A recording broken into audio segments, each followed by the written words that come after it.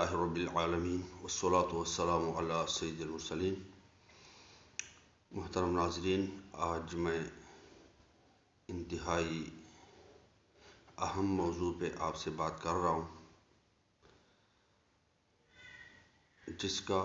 اکثر نہ تو عاملین کو پتہ ہوتا ہے اور نہ عاملین کے ان نقوش کو استعمال کرنے والے مریضوں کو پتہ ہوتا ہے۔ لیکن اگر ابھی تک آپ نے راہ جنت کو سبسکرائب نہیں کیا تو راہ جنت سبسکرائب کر کے بیل کا آئیکن دبا لیں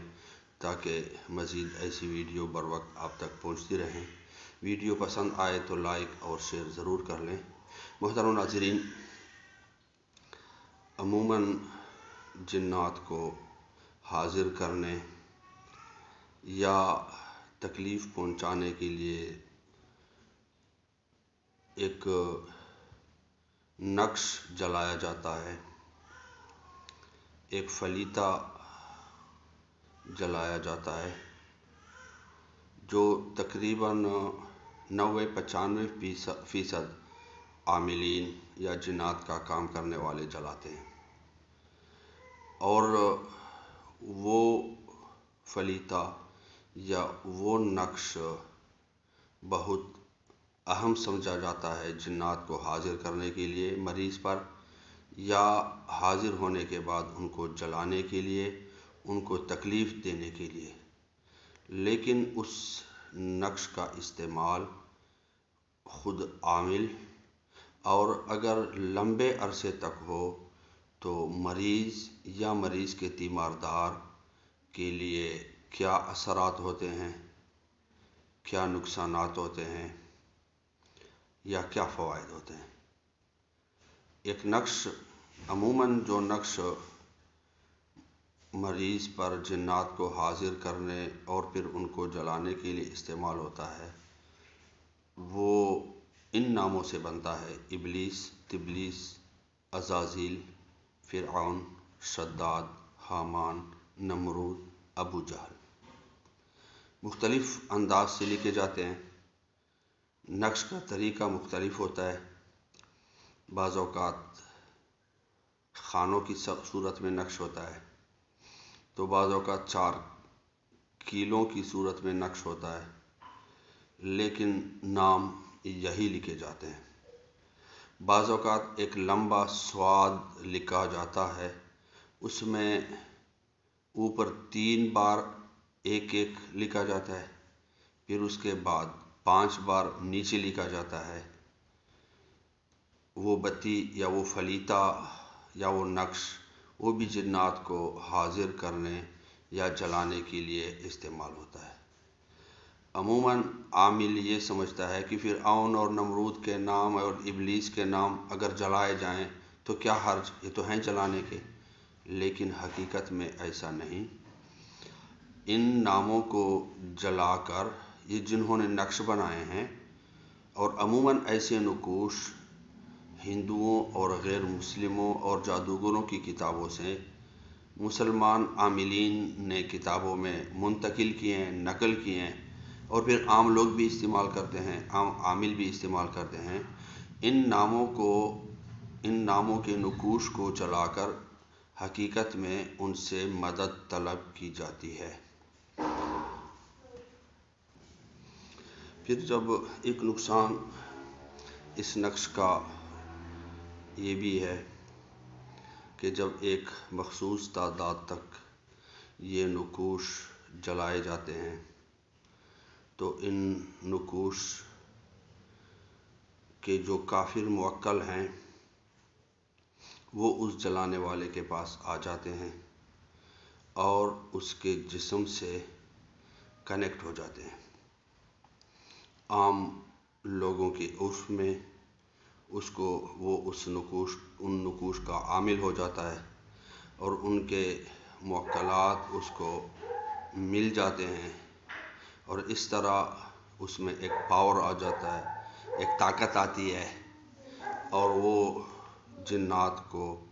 جو مریض کے اندر ہوتے ہیں حاضر بھی کر سکتا ہے، مرعوب بھی کر سکتا ہے۔ لیکن اس کو پتہ نہیں ہوتا کہ یہ جو موکلات آتے ہیں جیسے پہلے حمزات کی ویڈیو میں نے بتایا تھا، یہ نوکر نہیں بنتے، بلکہ ان نقوش کے ذریعے سے وہ جلانے والا ان موکلات کو خود ہی اپنے ہاتھوں اپنے جسم کے رگ رگ کے ساتھ کنیکٹ کر دیتا ہے اور ان کو جسم کے اندر خود ہی جانے کے راستے دیتا ہے اور خود ہی پورے جسم میں پھیلا دیتا ہے۔ اب ابلیس، تبلیس، عزازیل، فرعون، شداد، نمرود، حامان، ابو جہل، ان ناموں کے جلانے سے جو جنات آتے ہوں گے وہ پرہیزگار تو نہیں ہوتے، عموماً وہ ان جیسے سخت کافر ہی ہوتے ہیں۔ اور جو دوسرا نقش ہے اس طرح کے، جس میں صاد کے اوپر 3 بار 1 پھر 5 بار 1، اس میں جو 3 بار 1 1 لکھا جاتا ہے وہ کوڈ ہوتے ہیں ابلیس، تبلیس، عزازیل 3 1، اور 5 میں فرعون، شداد، نمرود، حامان، ابو جہل، اس سے بھی یہی مراد لیتے ہیں، لیکن کوڈ میں ان سے بھی کافر موکل ہی آتے ہیں۔ اب جب جلانے والا ایک خاص تعداد تک وہ جلاتا ہے، خواہ وہ عامل بننے کی نیت سے ہو یا مریضوں کے لیے لکھ کے دیتا ہو اور جلاتا ہو، تو اس کے جب کافر جنات موکلات کی صورت میں آتے ہیں تو اس کے جسم میں پیوست ہو جاتے ہیں، جس کے جسم کے ساتھ کنیکٹ ہو جاتے ہیں۔ بظاہر اس کے اس نقش میں طاقت آ جاتی ہے، وہ جو ہی جلاتا ہے مریض کے سامنے اس کے ناک کے نیچے دھونی دیتا ہے تو مریض پر فوری آسیب حاضر ہو جاتے ہیں، جنات حاضر ہو جاتے ہیں جو چیختے ہیں، چلاتے ہیں، اور بعض اوقات آدھا فلیتہ بھی نہیں جلا ہوتا کہ مریض کے اندر والا جن جو ہے جل جاتا ہے۔ لیکن اس کا نقصان کیا ہوتا ہے؟ جو کافر جنات جسم کے ساتھ پیوست ہوتے ہیں وہ ڈائریکٹ اس عامل کے کردار کو متاثر کرتے ہیں، اور اگر مریض کے لیے جلانے والے یا مریض خود جلاتا ہے وہ اتنی تعداد میں جلائے کہ وہ مطلوبہ تعداد تک جس تعداد سے وہ تعداد میں جان بوجھ کے نہیں بتا رہا، ہو سکتا ہے کوئی ان نقصانات کو نظر انداز کر کے ان بتیوں کو جلائے اور پھر اس شوق سے کہ آسانی سے میں عامل بن جاؤں گا۔ یقیناً بہت آسانی سے جنات کا عامل بننے کا بہت آسان طریقہ، کوئی پرہیز نہیں، کوئی ترک جلالی جمالی نہیں، اور یہ جو بتی ہے، یہ جو نقش ہے، یہ جو فلیتہ ہے، اس کو اگر مطلوبہ تعداد تک میں جلایا جائے تو پھر اس کے موکلات، اس کے جنات آ جاتے ہیں۔ پھر جب یہ کافر جنات جسم کے ساتھ پیوست ہوتے ہیں، عامل کے جسم کے ساتھ پیوست ہوتے ہیں، تو چونکہ کافر ہوتے ہیں